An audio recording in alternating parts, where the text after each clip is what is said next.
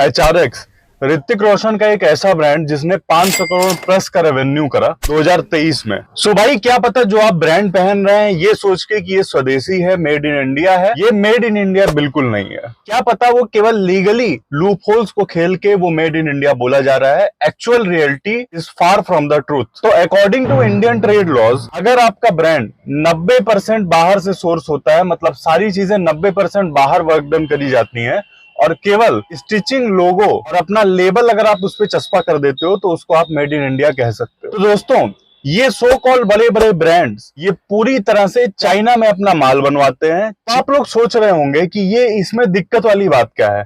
तो मैं आपको बता दूं, चाइना जो वर्ल्ड को इस समय डोमिनेट कर रहा है ना भाई साहब, सोचिए कि यूएसए को अपने टैरिफ को अभी बातचीत करके उसको 30% पे लाना पड़ा। क्यों? क्योंकि वो पॉपुलेशन को ही कैपिटलाइज कर रहे हैं। Why all the brands go in China and get their products manufactured in China? Because the labor is very cheap.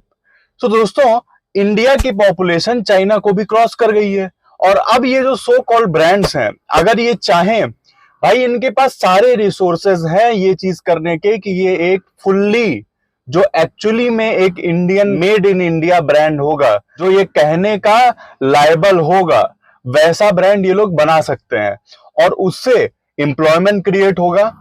क्या पता एक ऐसा प्रोडक्ट निकल के आ जाए जो कि वर्ल्ड वाइड रिकॉग्नाइज्ड हो। तो ये है सच्चाई जो हमारे सो कॉल्ड इंडियन ब्रांड्स की है।